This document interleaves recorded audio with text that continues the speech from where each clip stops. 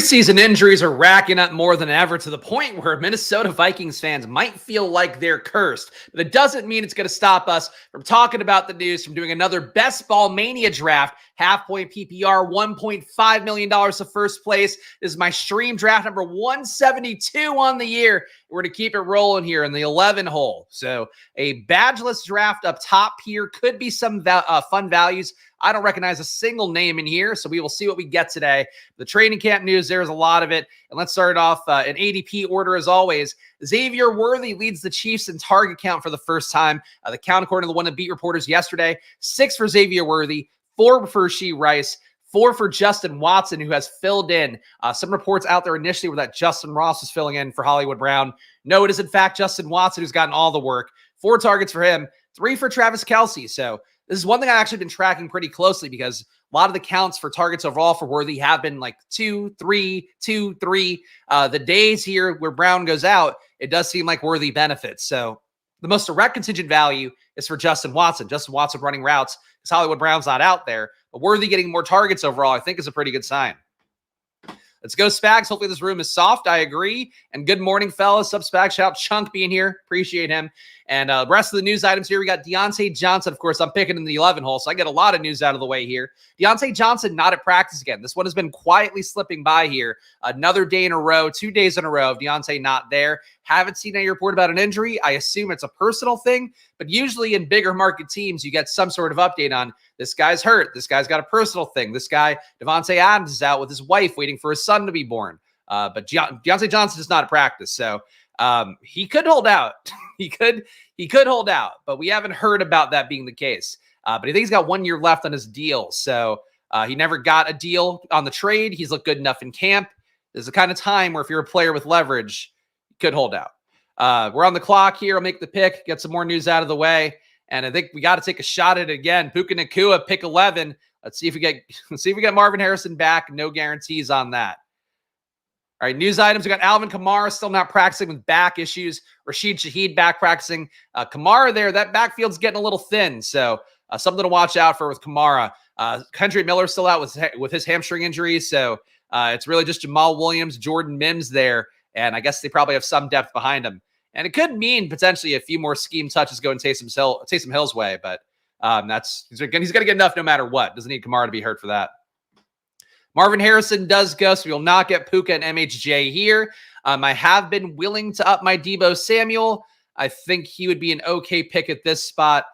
Going to Jonathan Taylor would not be bad. Jahmyr Gibbs is going to be fine, but he's a player I've been mostly avoiding. Would prefer to get more Deebo here.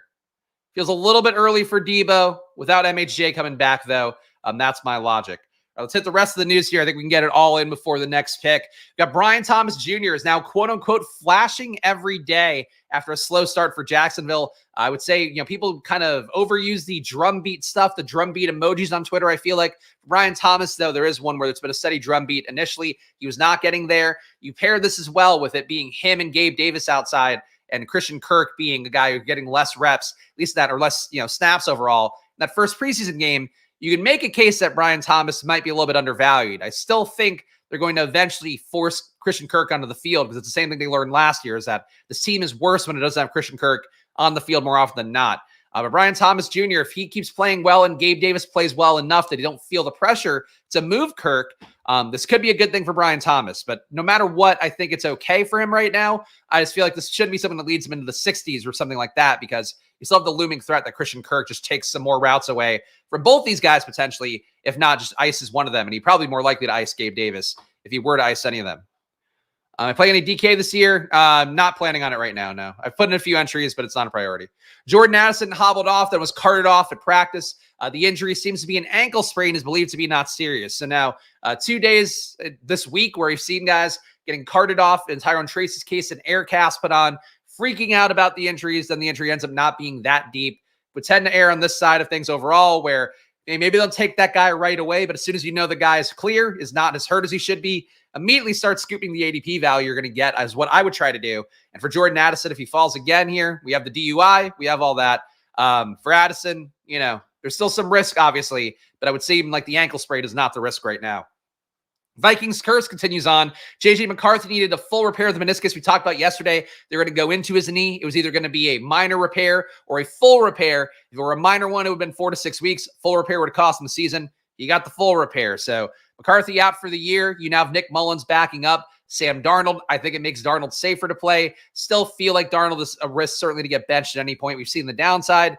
That said, we saw Nick Mullins crushing this offense. And Nick Mullins is like the definition of roster, just a guy potential at this point. He's flamed out of like 4 different teams. So for Sam Darnold, I think he's draftable. If he's going in the 18th round, if he goes 16, 17, I think he's a worse pick than some of those guys. I would still put him behind the Bo Nixes. I would put him more in that Daniel Jones tier. I'd put him behind Derek Carr. I'd put him behind Bryce Young. I think he's got to go behind guys where it's like a guaranteed role and there's no way they get pulled. Whereas for the Vikings, we saw last year where they had Dobbs, oh, the pasture not. He's going to save the seam. What happens? He can't get the ball to Jefferson. They bench him. I think that could happen again this year, but I would still say I expect Darnold to play, but you have the faint risk there that he doesn't make it to week 17.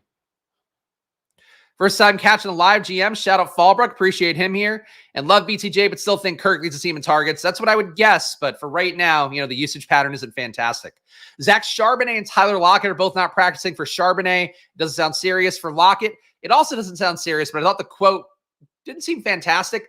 Lockett has a little something going on with his leg, but he's good was the exact quote. So Lockett, I would watch out for because he's cheap enough now that I think you'd fall in the trap of taking him a lot as that wide receiver 5 if you're somebody not loading up a receiver early enough. He's also a guy, too, where if he is hurt, I think it really increases the outlook for JSN in a positive way. So Lockett being a guy over 30, having a leg issue to start the year, something to watch out for. Dan Quinn says the Commanders are quote-unquote figuring out wide receiver 2, which is not a great sign for Jahan Dotson. Dotson, we saw, again, reports were that he was playing out wide throughout camp. They moved him into the slot last game. Apparently, they're going to be trying guys around. Dan Quinn had nice things to say about Olamide Zaccheaus, not Diami Brown.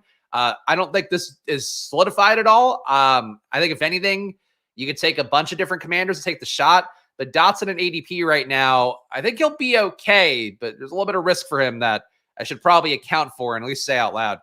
Matthew Stafford left practice for the Rams with a hamstring injury. It was said to be precautionary, but an older guy with a hamstring injury, soft tissue stuff. We always got to keep an eye on at this point of the preseason / training camp season. And we got a pick coming up here. Receiver has gotten bled out in this room more than I would have thought with a lack of badges. But let's see. A lot of 0 RB starts here, more than you would normally see. On the way back, we do get Stephon Diggs, which I'm perfectly okay with. Stephon Diggs is going to be one of my picks. Laporta also makes sense, but we'll see what this guy does. Laporta goes in the 40s so regularly now. I'm not going to take him at 35 here. When we are in a bit of a wide receiver avalanche, I think that's basically how I feel about that one. Let's see what Barry Levy does here.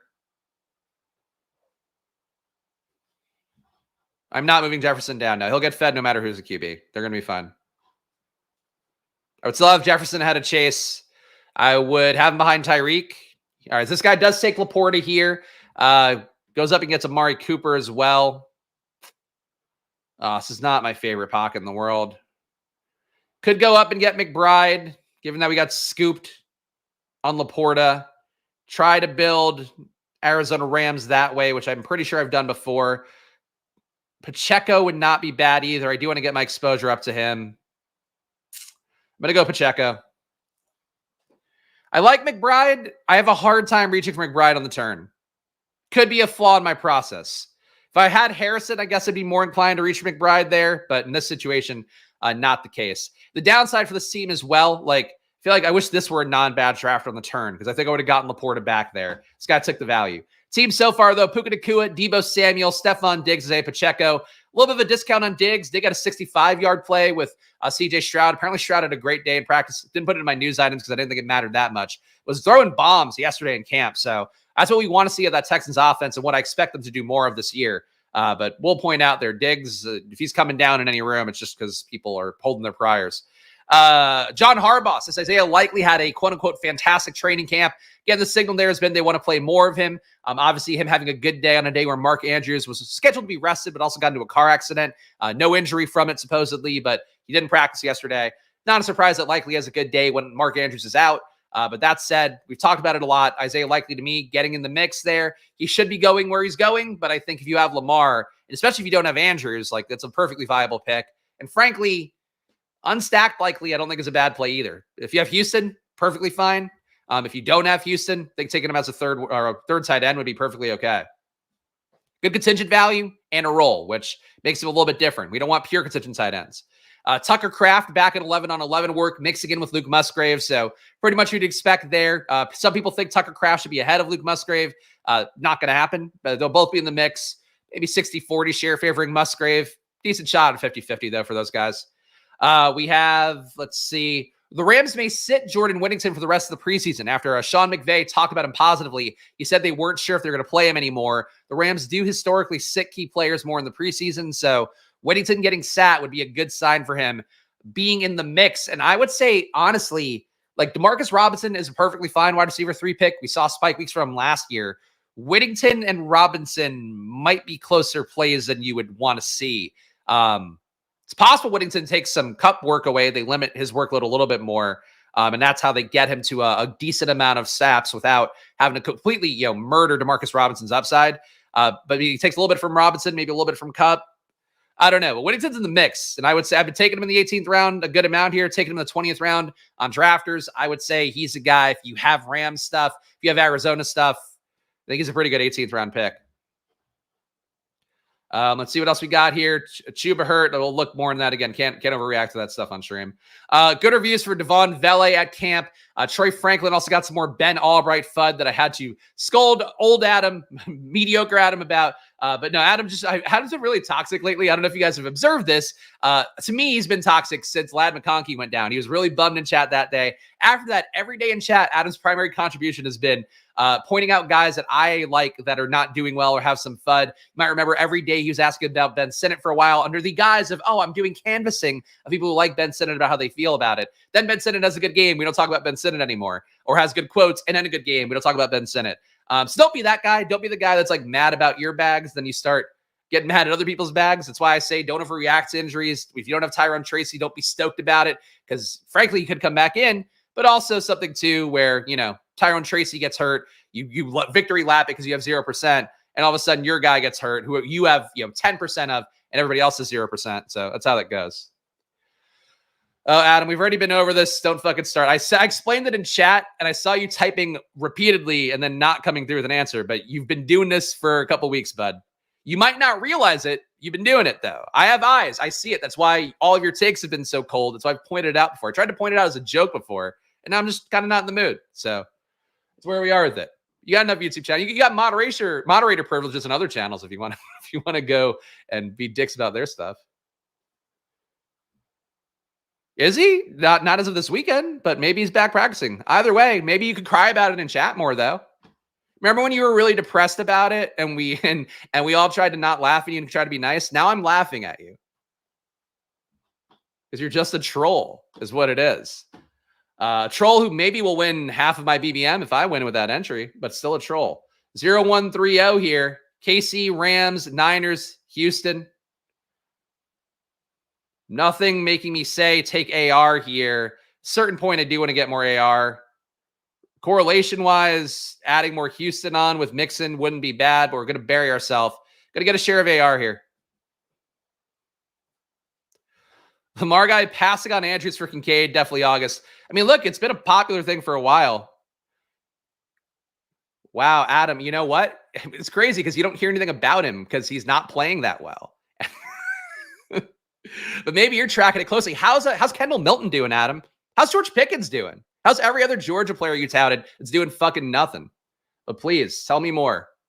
Tell me more, guy in chat. I love all the new Adams. It's been great having new Adams in because it really shines a light on how mediocre the one Adam we had was before. It's like Adam and Eve. Once you have a bunch of Adams here, we've had Adam Sandler since then. Lots of great Adams. Adam Archuleta. Those are the two I think of.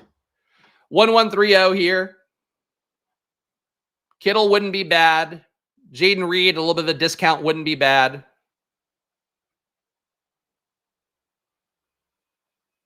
An AR Purdy team feels like the kind of thing I'm not building a lot of, and I do think it's kind of fun. Something to build at.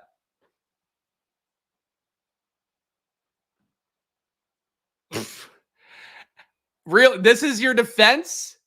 No, you didn't, Adam. You said you thought he was a guy who was going to surge up in the draft, is what you said earlier in the year, bud. You've been wrong about a litany of things, and you have no self-awareness of it. What you got right was that Ladd McConkey was a better athlete than expected. You've been wrong about a shitload of things, and then and then again, the thing with Adam that's the worst is going to be a stream just about how much Adam sucks. The thing that sucks about Adam is, like, again, he has a lot of things that he gets wrong. And then instead of worrying about the stuff that he has wrong, or looking even inquisitively about the things he could be wrong about, which again, Adam, I've seen all your teams as well. I normally wouldn't out people for this. You're not a great drafter either. And I helped you get to be a better drafter. So thank you. Thank you for listening to me there. But again, you're just trying to fucking make it work. Yeah, Brock Bowers, the guy who's splitting time and playing fullback, doing the thing you're trying to ride Ben Sinnott over. You are a bag protector. You're just somebody who gets really sad when your bags aren't doing that well. You try to come after me for a guy I fucking knocked down to the 18th round. Like Troy Franklin, I moved down. Still think he's the same fucking play he's been. A deep ball guy. That's it. That's all it is. Adam, one of our not beloved regulars. New Adam. Thank you, New Adam. New Adam loves to hear it. But my God, man. Like, I go onto the Discord just to reply to some stuff, and I have to see Adam not even posted a tweet, just going, oh no, Troy Franklin's not good. Like, fucking doing that shit. Like, bro, you know what you're fucking doing, man. It's a community here. Hey, rest of the news items.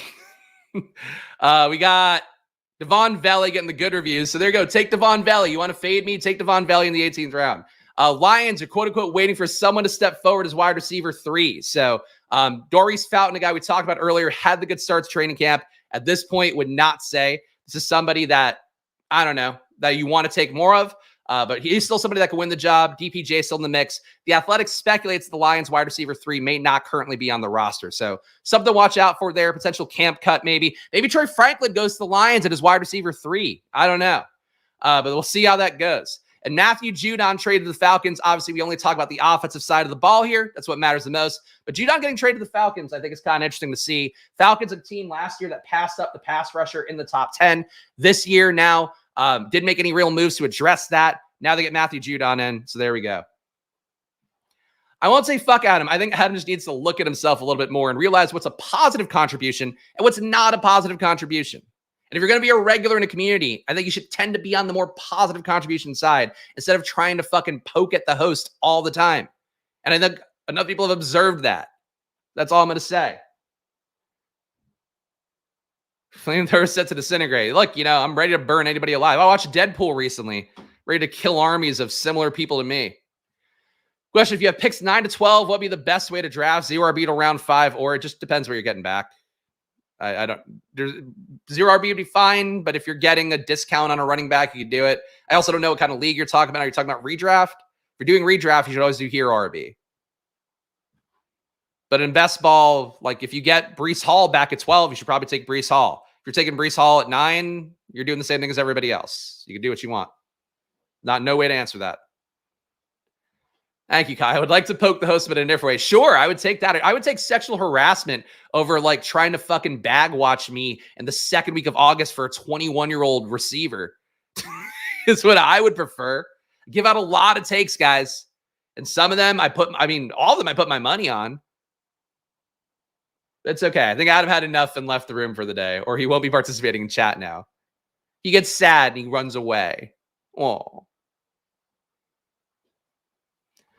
Judon's a game wrecker. Sneaky good for the Falcons. I mean, look, clearly the Patriots saw something they didn't want there, but a lot of it was just sort of, I don't know.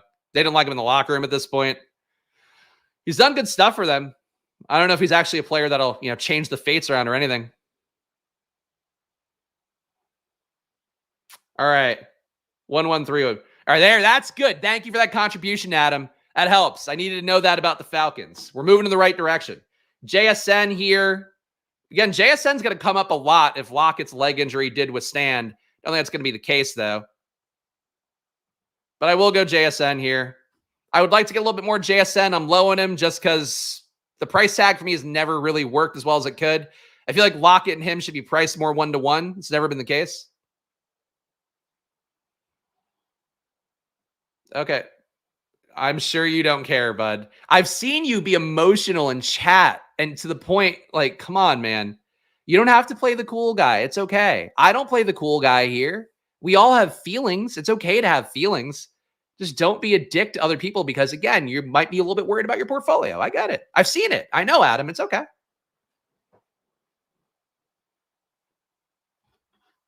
Got a 1-1-4-1 here. Another receiver would make sense.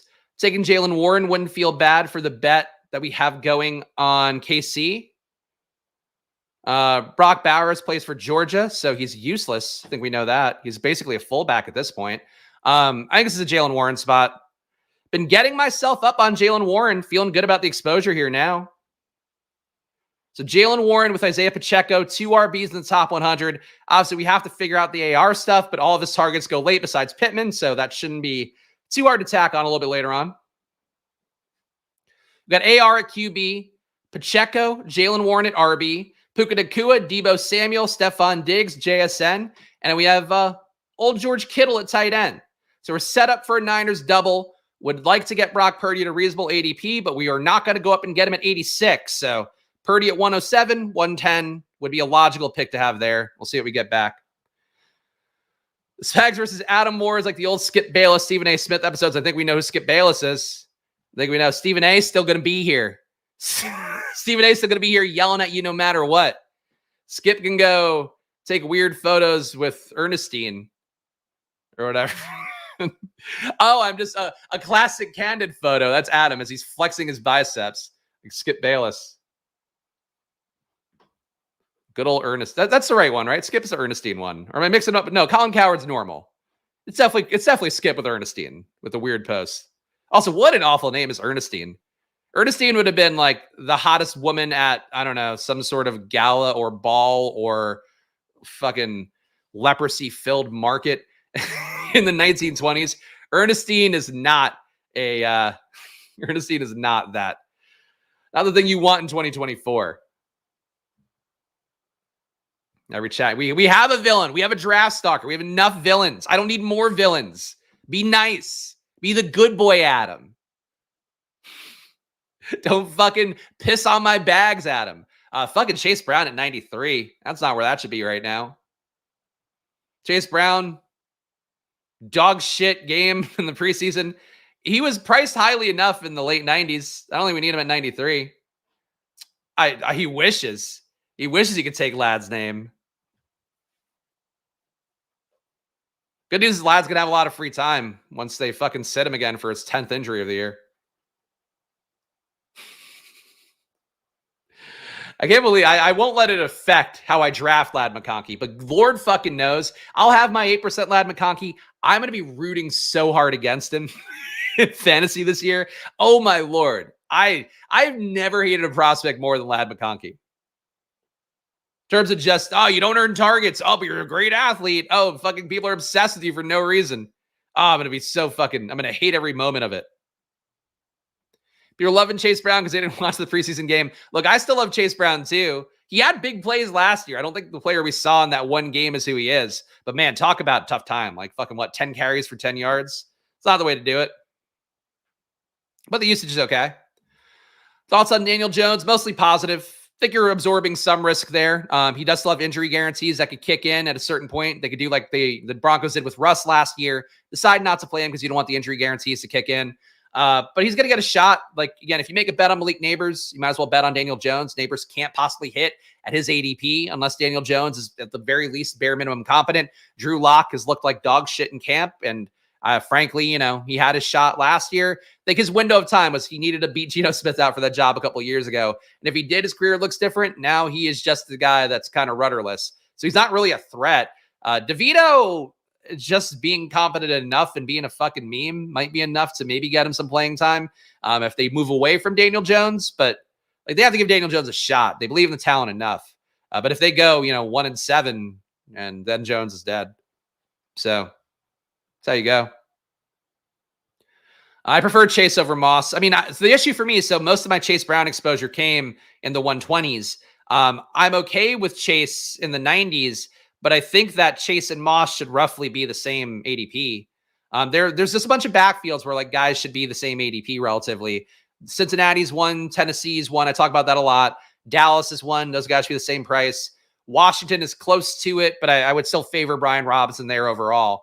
It's a lot of guys there that I think should be similar priced. And hey, you know what? I think we got Zach Moss all the way back, right? So I'd be happy with that. And Njoku, we already have the tight end. That's okay. Lockett could make the Seattle play work more. I think we got to scoop the Zach Moss value here, especially after talking about him this much. So Zach Moss, one of the picks. This guy's got no Niners, so if he takes Brock Purdy, he is just an idiot. So we will take Zach Moss here and hopefully take Brock Purdy on the next pick. That is true, Adam. Herbert being hurt is also not good for Lad. Another thing to root against. Herbert to go, this plantar fascia, I can't overcome it like Spags did a bunch of years ago. I just got to quit. I got to quit and throw in the towel on the year. Easton Stick being the QB. That'd be the nut run out for Lad. That'd be the dream. All right, Lockett goes. We get Purdy back. I would like to have more receiver firepower at this point, but doesn't really make sense with how we're building. So we are going to go Brock Purdy here. 2, 3, 4, 1. We've got our Niners stack. We've got AR unstacked right now. So AR and Brock Purdy are the QBs. I didn't put on the jersey. Shit, I'm so distracted by yelling at Adam today. Adam really got my goat. I'm just trying. I have to do my fucking workload in the morning. I have to reply to fucking teams and shit, review people's stuff, and to see somebody trying to dunk on me for Troy Franklin vaguely, it really got me going the wrong way today. All right, we got the AR jersey on. There we go. We have AR. We have Brock Purdy. We have Isaiah Pacheco. We have Jalen Warren. We have Zach Moss as the RBs. RB room is coming along very nicely. Puka Nacua, Deebo Samuel, Stephon Diggs, and JSN. So good value on JSN. Still only 4 receivers through 100 is never really where I want to be. And Kittle, too, a guy that I haven't taken a lot of. I like him. Again, I watched Receiver on Netflix. I enjoyed that process. So I'm Team Kittle, but I'll go to tight ends more. DeVito looks way better than Locke. DeVito came along like he did what that offense asked him to do last year. I don't think DeVito's good. I certainly wouldn't want to draft DeVito. He would be one of those, Kenny Pickett last year kind of plays where even if he has okay games, he's probably not hitting himself. So like that's basically how I feel about DeVito, but he might be more viable in terms of like actually seeing time this year over Drew Lock. Who knows? Let's see. All right, we're on the clock in a while here, so I'm going to take a sip of water, actually. I got an email about somebody. It's weird when people comment on the YouTube channel while I'm doing a stream, so I'm getting comments for another video. This throws me off in terms of workflow. Let's see. We're debating Ladmore here. The great injury-prone small white dude in a Greg Roman offense with an injured versus wide receiver. Okay, there we go. Yes, that is a debate. Look, it seems like Troy Franklin's going to make the team. So Ladd McConkey and Troy Franklin share that in common. From there, who knows? Who knows where we go from there? But I really still think, and to defend, again, this is me bad defending. Troy Franklin still keeps getting 40-yard bombs in camp. Like, yeah, if he fucking drops one, it sucks. They're still clearly find a reason to like, they know what he can do. And this is sort of the downside, too, of a guy who was like as good in EPA as Troy Franklin. Part of the reason Troy Franklin was so good in EPA is he was a downfield like weapon. Like he crushed it last year. Let's look at some Troy Franklin numbers just because, we're here. We might as well. There are other shows that won't talk about Troy Franklin at this point. This show will talk about Troy Franklin too much.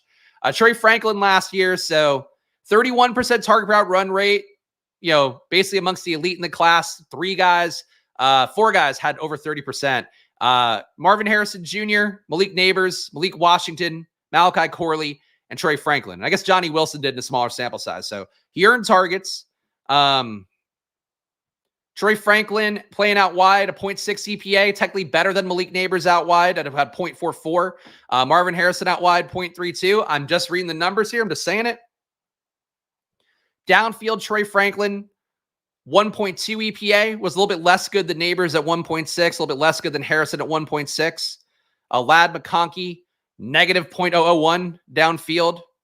So they're just different players. Troy Franklin in the red zone was not great. Negative 0.2 EPA inside the 10-yard line getting targeted. In the red zone overall, he was okay. 0.3 EPA. Still believe just Troy Franklin wins out over time. There's going to be variability, though, for a guy who does dominate downfield. I think. But he's got to earn his way into a Sean Payton offense. And we just saw with Marvin Mims last year how hard that is. So I can't. That's why I bumped Troy Franklin down. Like, it kills me. I think Troy Franklin's really talented. I think there are runouts for him that could have ended up really good.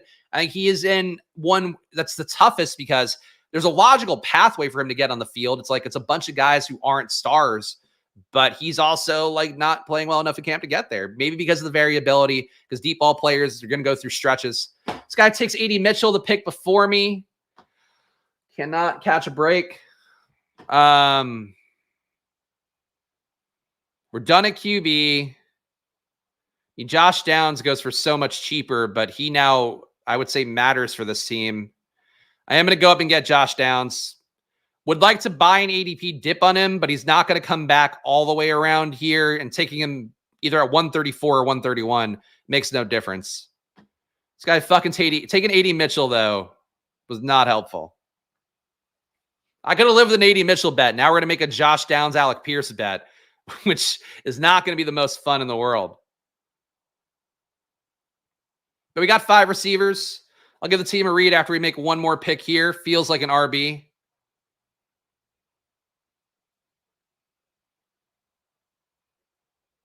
To be clear, Ladd's numbers that I had to use was are from 2 years ago because he actually didn't qualify last year because he had so little targets. But I'll look at it in a moment. 2, 3, 5, 1 here. Eckler feels okay. No correlation with it. Not that matters. Yeah, Eckler is RB4 I can live with. All right, so the team so far, it's a hero RB build, Isaiah Pacheco. We have AR at QB, got him at a little bit of a discount. That's why the jersey's on. Brock Purdy, got him at ADP here because we have a Niners double. Isaiah Pacheco, Jalen Warren, Zach Moss, Austin Eckler are the RBs. Wide receiver, we have Puka Nacua, Deebo Samuel, Stephon Diggs, JSN, and Josh Downs. Had to reach for him to get some AR correlation because A.D. Mitchell went the pick before ours, and then George Kittle at tight end. So not as matchy in terms of week 17 correlation as I would like to get, though our Giants guys we can take late at receiver will be there. Could even make this an Eric Gray team. Who knows? Every draft's been a 2 draft day lately. Today's probably not going to be one, though. Competing against Davis Maddock today. Tomorrow I know I'm going to be doing one. Probably just one and done today.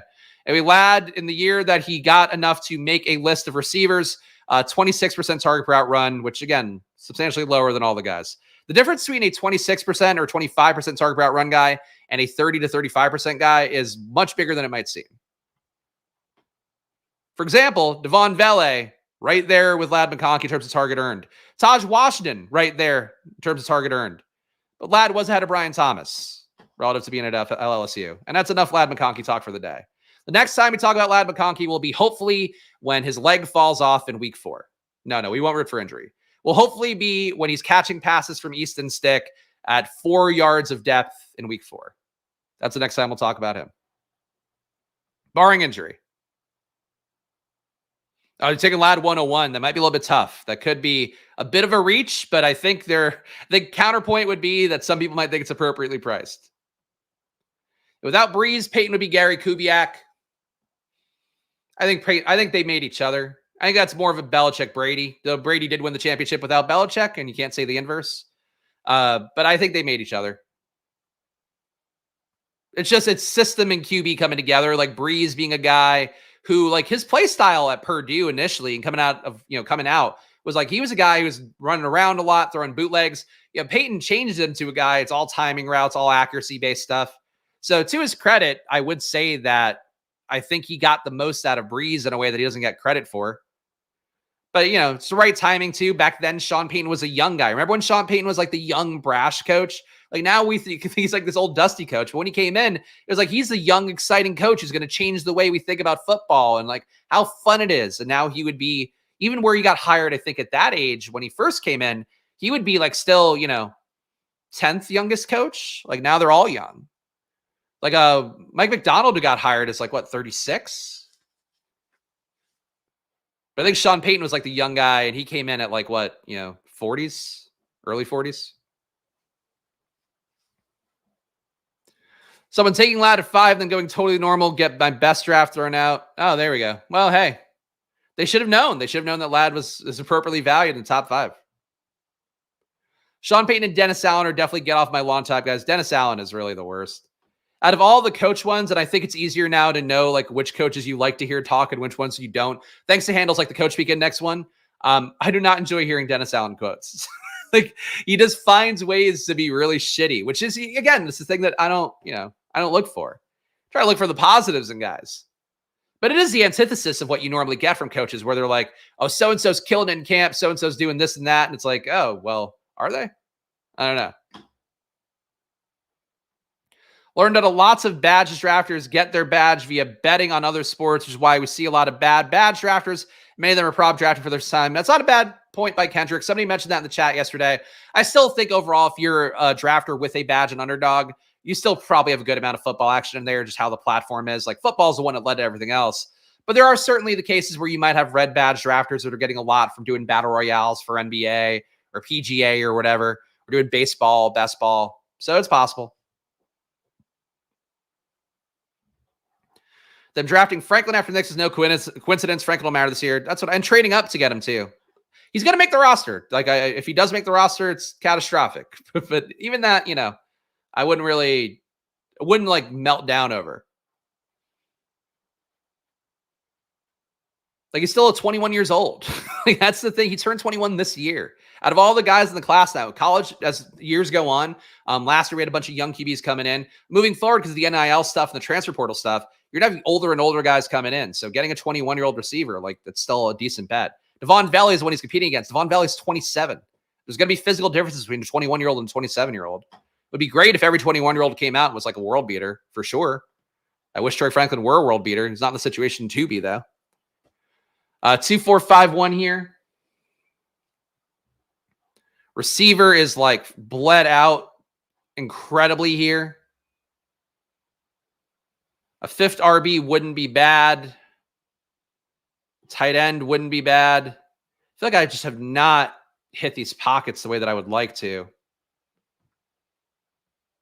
I almost think we have to like push receiver down because of how bad this is here. And Stafford as a third QB at this point is not the move.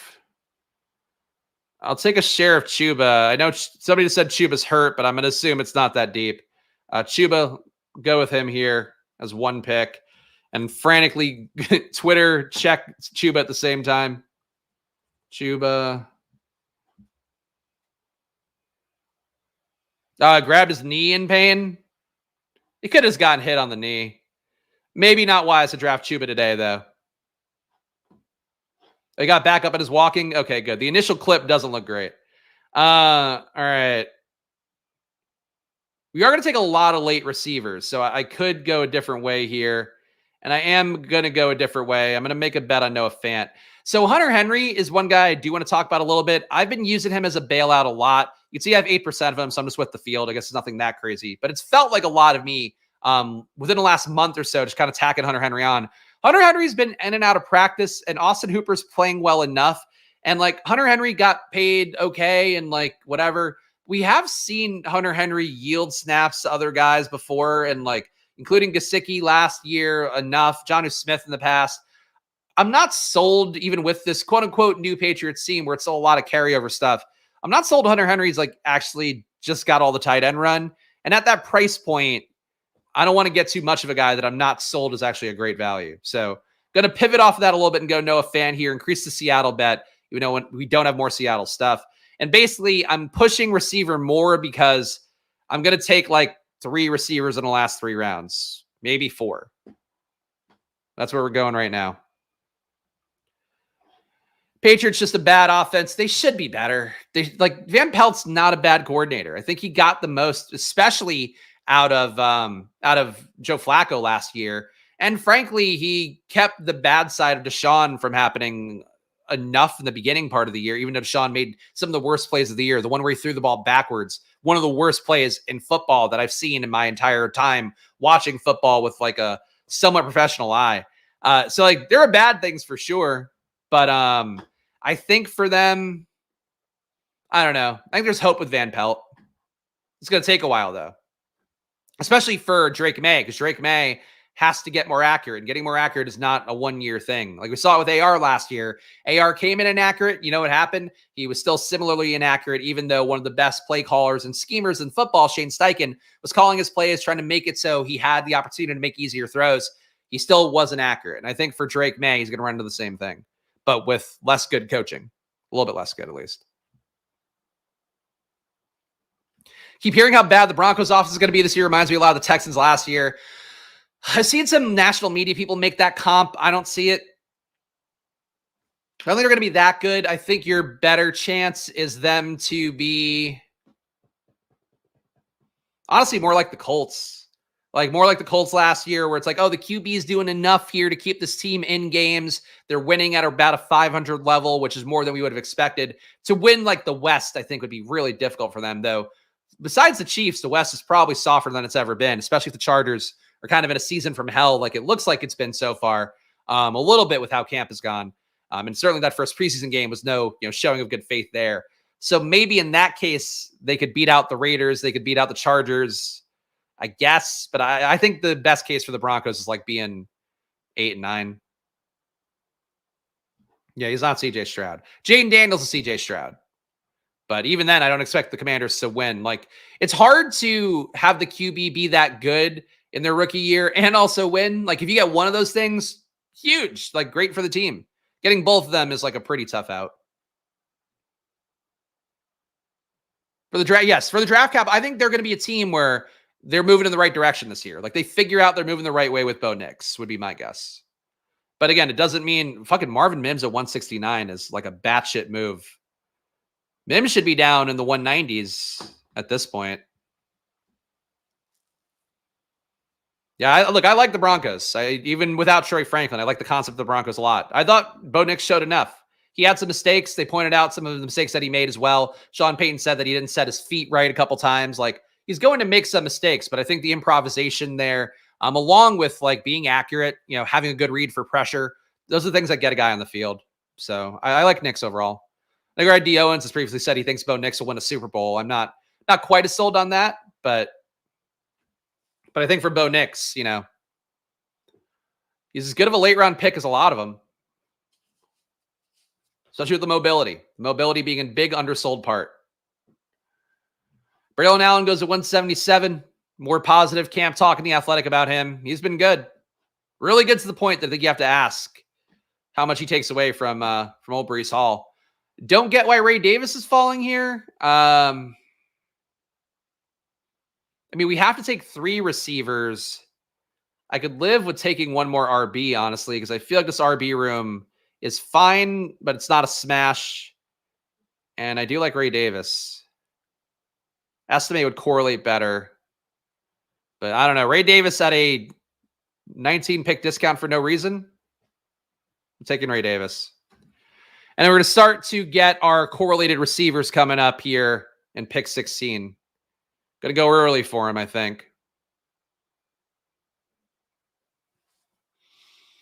This guy only's got 3 RBs at this point. What is this team? That is not enough RBs with Kenneth Walker being your first RB. For this guy in the 12 hole. And he's going to time out. Oh, Jordan Mason. Jordan Mason, I mean, obviously, I've moved him up in my rankings by a pretty good margin, moved Eli Mitchell basically out. Eli Mitchell's injury, by the way, is a hamstring injury, which is crazy that they've had that many hamstring injuries in their backfield. The Niners have had in camp. But Jordan Mason at this point, Eli Mitchell having a hamstring again, like Mason, I don't see how we could win that RB2 job back. So Mason should be your handcuff play, even though I do think he's fundamentally just a handcuff play. All right, 2652 here. We have tight ends on the board, but we did make the elite tight end bet on George Kittle. I think the third tight end is not happening for me here. And I think, well, I don't think Greg Dortch would be bad for this team. So right now I was thinking 2 Giants, 1 Colt. I think instead I'm going to do Greg Dortch, who I think being with the field on him feels okay. I'll do Greg Dortch here as oppo correlation for Puka Nacua. And I am going to try to get a Colts and a Giants around me out here. So let's give this team a read. It's a 2662. It is a weird team, I have to admit, but not a bad one, just a weird one. AR and Brock Purdy here. We didn't get any Detroit correlation for Brock Purdy, and we will get correlation for AR one way or another for both his teammates and for the Giants. We have Isaiah Pacheco here as a hero RB build with Jalen Warren, Zach Moss, Austin Eckler, Chuba Hubbard, and Ray Davis. I felt like this part of the board, RB3 to 5, were not strong enough, and Ray Davis being an 18-pick discount for like no particular reason. I think that's why we had to do that one. Puka Nacua, Deebo Samuel, Stephon Diggs, JSN, Josh Downs, Greg Dortch, and a tight end, George Kittle, and Noah Fant. Again, this team looks like really the Jacquard profile here for being different from my other teams. I think it'd be really strong. I think we made it up okay here. Like, I don't feel bad about the room. Probably should have gone to 9 receivers, but the Ray Davis value is too much for an RB room I just wasn't all the way there with. So that's how we feel about it right now. Nick's better fantasy than IRL, in my opinion. He needs a good defense, probably. Good defense or like elite offensive talent around him would be it. I don't think the Broncos scheme is going to get his true ceiling out, would be the way to say it. But maybe he earns more trust than Russell Wilson had last year and Russ honestly had a not awful fantasy year last year. Maybe he earns more trust by playing in the system more. Then he gets a little more leeway to do some fun stuff, break some runs, take some deep shots. But I don't know. Nick's to me feels like fantasy-wise because you're not going to get a lot of touchdowns. Like a 13 to 20 fantasy point guy. And if you got 18 to 20 out of him enough times in a year, I think you'd feel okay about him. The defense was not good last year. The defense got less egregiously bad as the year went on. It was not good last year. It was a defense I still attacked every week, and then good teams ended up beating the shit out of them. But the Miami game was like an awakening for them, but that defense was not good. I mean, they maybe made enough changes. They have Surtain, but even that wasn't enough last year. I think it's a fair way to look at it, Adam. I agree. I don't think you can elevate a bad offense. I don't know. He does run and he's accurate, which are things that could prop up a bad offense or, less talent at skill position. You just get the guy's balls in, position to succeed. Like, if you have really good accuracy and on target percentages and all that, which Knicks does, that is how you make guys better. That's why part of why, like, I'll take any commander with Jaden Daniels because of the fact that it's like, he's so accurate that he should make these guys the best version of themselves.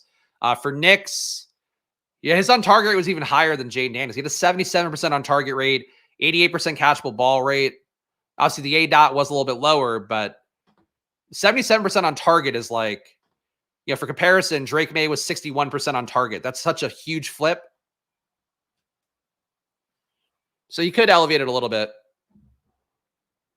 Yeah, I think he's 6.48 odd is what I just said. But yeah, I think we're on mistiming there. Older than North Star. Oh. He's younger than the Death Star. The Death Star was built in the 70s. He's got that going for him. Just get the guy's balls. Hey, that's what football is. We just want to get these guys balls at the end of the day. We want these guys balls in their hands, and we want points for it.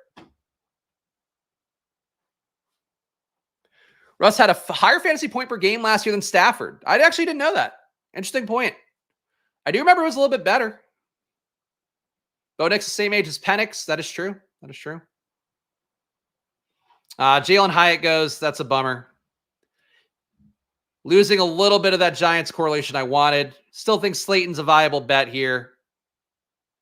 But really wanted Hyatt with pick 203 here. Anyway, if you haven't guessed, it is looking like a Slayton, Alec Pierce turn here.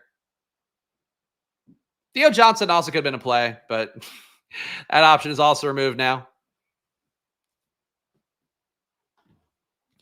Nervous about how much Hyatt I have. He's going to be boom bust, but if he's your wide receiver 7, 8, that's kind of where you want him to be. All right. Slayton's one of these picks. Bring back for Indianapolis in week 17. Guess the bet of Slayton getting there would really be, he doesn't really need a crazy bet. I love Slayton as a year-long play, but for a week 17 opposite correlation, I think Slayton works pretty well. We actually have seen Slayton hit his week 17 opposite correlation just last year. Actually, 2 years in a row has Slayton hit in week 17. It's a perfect best ball wide receiver. I would agree. He goes so cheap, too. But a guy that's going to give you 18 to 20 point games and half-point PPR handful of times in the year. All right, Alec Pierce, last pick here. People don't like Alec Pierce getting picked. He's in round 18. He's currently a starter. There are legit, like, very few guys that are a starter here that can still go in round 18. You have your Jalen Nailers. That's about it. So final team here is a 2-6-8-2.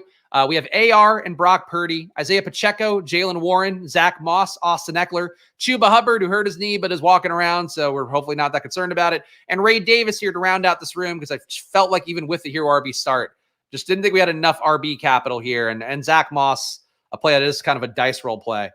We have Puka Nacua, Debo Samuel, Stephon Diggs, JSN, and Josh Downs. So our first part of the AR correlation. Greg Dortch, Darius Slayton, Alec Pierce. Little thin at the back half. I think Dortch can cover up some warts here. The top three's got to carry a lot of water. And JSN, maybe. But top three in particular. George Kittle, Noah Fant.